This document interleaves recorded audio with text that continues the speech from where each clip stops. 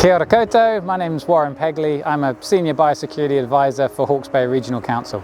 We're currently on the banks of Te Awa o Mokotuararo and the Karamu stream, where we've just discovered Senegal Tea, which is an exclusion pest in our regional pest management plan. Senegal Tea came to New Zealand with the aquarium trade, originally from South America. Senegal Tea leaves are spear-shaped and very dark green, a bit like your supermarket spinach, and they have a finely serrated edge.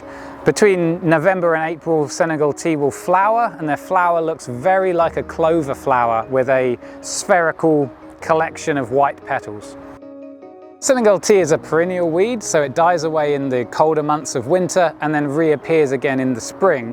This can have negative effects on water quality when large amounts of vegetation suddenly die away during the colder months. So not only does Senegal Tea affect the water quality, but also it affects irrigation, can cause localized flooding, blocks waterways and drainage, and interferes with recreational activities by creating those large floating mats of vegetation. These can appear very quickly as well, so it doesn't take long. It's used to springing back in spring very fast. So not only does Senegal Tea set seed in New Zealand, but its main way of spreading from one waterway to another is by fragments. So at each of the plant's nodes along its stem, the plant can break, and this can then be translocated downstream or even on muddy boots and in fishing gear and boats and things like that. Anywhere that a viable plant fragment will touch ground, it can root and become a whole new infestation. So currently we know of one infestation here in Hawke's Bay along this 13-kilometre stretch of the waterway, but it could be elsewhere and we just haven't discovered it yet.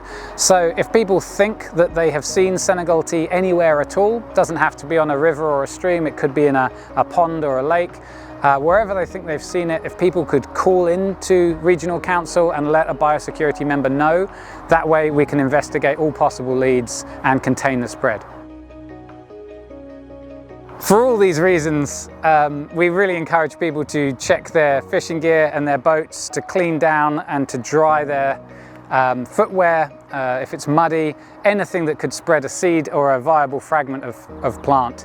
At the moment we know where it is, but it could so easily spread, so yeah, please be responsible users of the waterways. To find out more about Senegal Tea, you can visit our pest hub at hbrc.govt.nz.